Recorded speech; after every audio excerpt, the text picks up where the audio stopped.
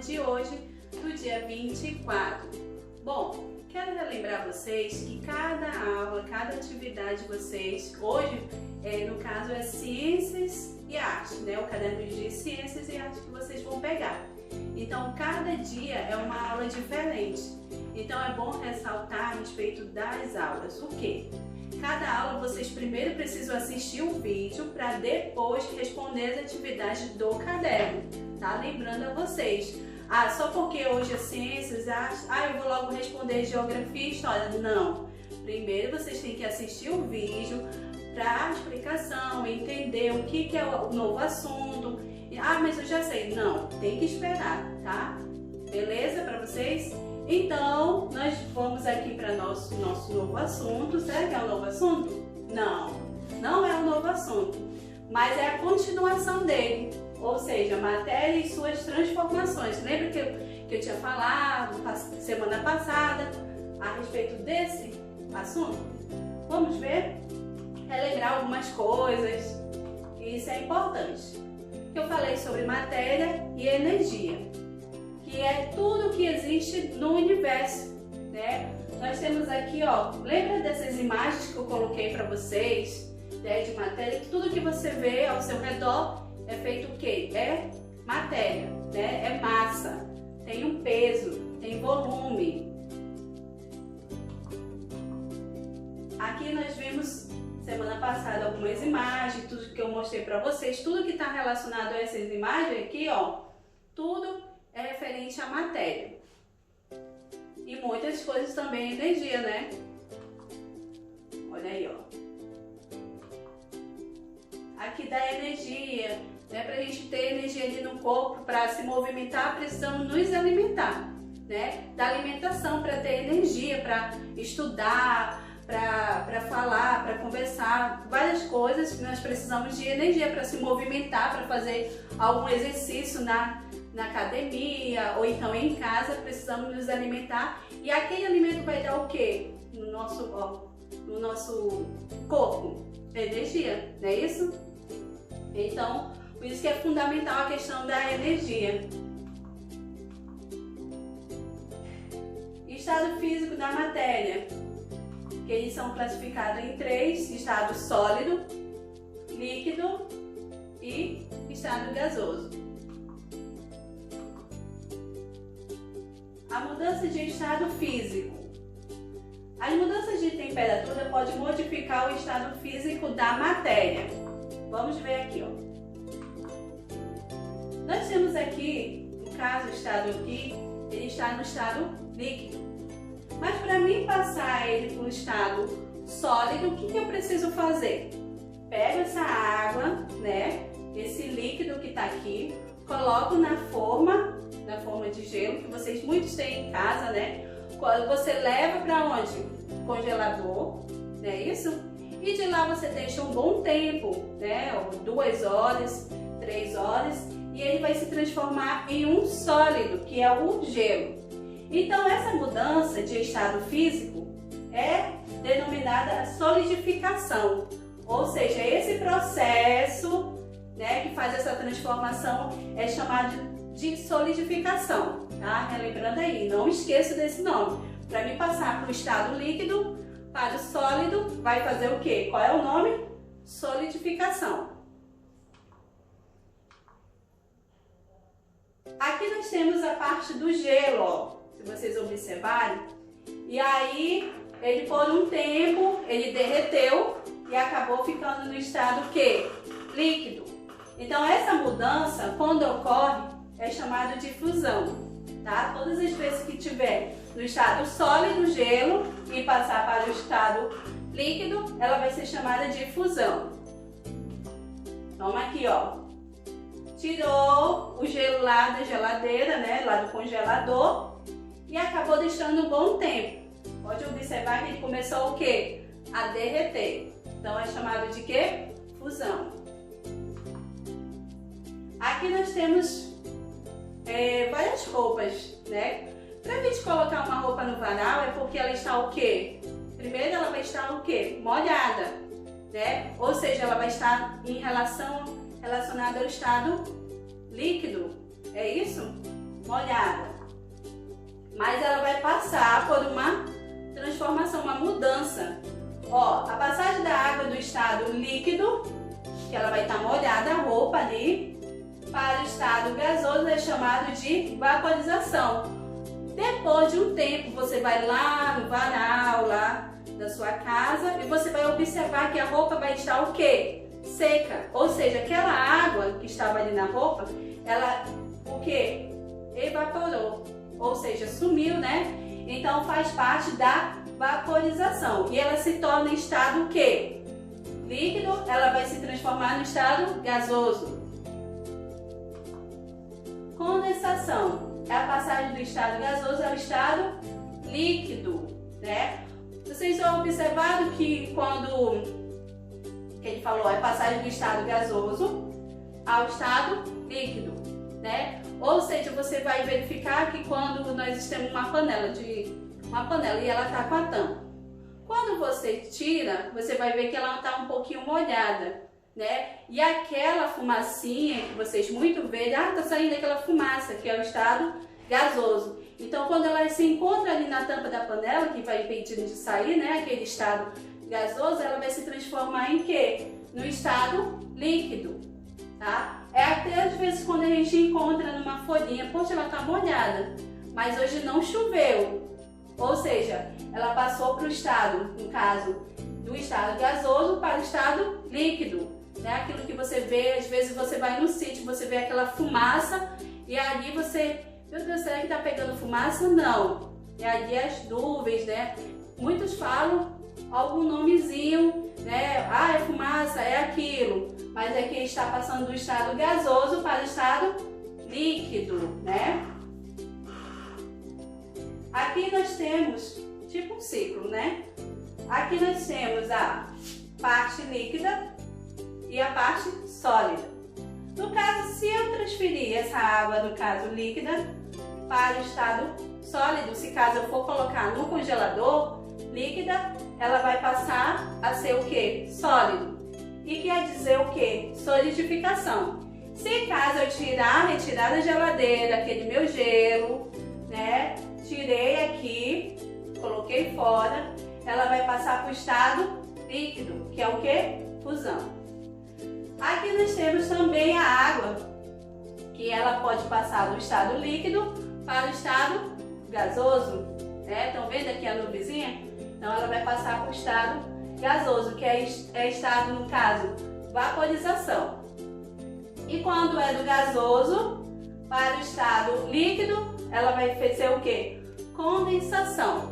E também tem outro nome aqui também, mas a gente mais conhecido pela condensação. E mais à frente vocês vão vendo os outros, tá bom? Só para relembrar, que muitos já sabem, né? Mas a gente precisa relembrar essas pequenas coisinhas, beleza? As transformações dos materiais. Quando os materiais se aquecem, resfriam, recebem luz ou umidade, eles só podem sofrer transformações. Em alguns casos, é possível que os materiais voltem a ser como eram antes das transformação em outros. Isso não ocorre e os materiais se modificam definitivamente. Ou seja, tem coisas que realmente podem voltar, como no caso do gelo, né? Eu coloquei no caso do gelo lá, que coloquei no congelador, né? Ficou aquela pedrinha de gelo. Se eu colocar fora, ela vai se transformar depois de um pouquinho de tempo, assim, em quê? Em líquido. Aí sim, né? Ela voltou ao seu estado. Então aí tem como fazer essa questão de voltar ao seu estado. Mas tem coisas que não conseguem voltar ao seu estado como era. Vamos lá ver? Transformações reversíveis. São aquelas em que os materiais voltam ao estado inicial. Lembra? Se eu tirar o meu gelo lá do meu congelador, colocar fora, ele vai o quê? Derreter. É tipo picolé também. Antes de eu, na verdade, comer esse picolé aqui, chupar esse picolé que muitos falam, ele é um estado o quê? Líquido. E depois eu coloquei no congelador, ele ficou no estado sólido. Mas, professor, ele pode retornar ao seu estado líquido? Pode sim, pode. Como o gelo também. Então, essa transformação é reversíveis. São aquelas em que os materiais voltam ao estado inicial, tá? Elas podem voltar ao seu estado normal. Há transformações irreversíveis. São aquelas que o material não retorna ao seu estado original. Olha aqui, ó. Preste atenção. Eu tenho aqui um ovinho, não é isso? Só que quando eu passo, coloco aquele ovo numa panela, acendo ali a boca do fogão, né? Deixa um bom tempo, ele vai se tornar um ovo bem durinho, cozido. Professora, tem como voltar ao seu estado normal? Não tem. Por isso que é chamado de quê? Irreversíveis. Né? Irreversível. Ou seja, não tem como voltar. Se caso, professor, eu fritar o meu ovo, tem como voltar ao meu estado, que era inicial lá? Também não. A partir do momento que você quebra ali, joga ali na frigideira, né? Não tem como voltar. Então, ele é chamado de transformação o quê? Irreversível. São aquelas que o material não retorna ao seu estado original, desculpa. E aqui nós temos também uma árvore. A partir do momento que eu cortar ali aquela árvore, né? Eu fizer um carvão ali, ó, pode voltar? Não tem como voltar. Se eu transformar aquela árvore ali, ó, em uma folha de papel ali, ou então em uma cadeira, tem como voltar a ser uma árvore? Não tem. Né? E por isso que se chama transformação irreversível, tá? Vamos lá. Aqui nós temos a parte da atividade. Peguem aí o caderno de vocês, verifiquem que na primeira folha nós temos uma atividade. Que ele pede assim, ó. Escreve o estado físico dos materiais a seguir e caracterize sua forma e seu volume, tá? Você vai... Olha, tem um exemplo aqui, ó. Aqui nós temos o gás de cozinha. Qual é o estado do gás de cozinha? Gasoso, sólido, líquido? Aqui é estado gasoso. Forma, qual é a forma dele? É definida ou indefinida? Qual é? Qual que vocês acham? A forma e volume, ou seja, o gás que está lá dentro, ali do gás, ele tem uma forma e o volume? Não, né? Então ele é indefinido, tá? Por isso que vocês, quando vocês forem responder, verifique direitinho se ele é definido ou indefinido. Aqui nós temos o dado, aqui um copo de leite, né? No caso, a parte de dentro, parte líquida ali vocês vão verificar. Vocês vão classificar, tá bom? A segunda questão, vocês vão completar ali o que pede. O que se pede, vocês vão verificar, vão ler tudinho direitinho, conforme o assunto que eu expliquei para vocês. Não entendeu? Retorna novamente o vídeo, tire as dúvidas de vocês. Agora nós vamos para a parte de arte. Pegue aí o caderninho de vocês de arte e vamos dar continuidade também.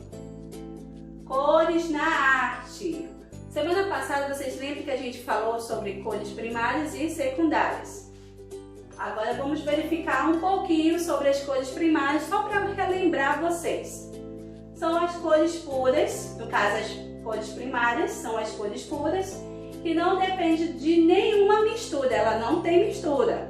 Que são essas, azul, o vermelho e o amarelo.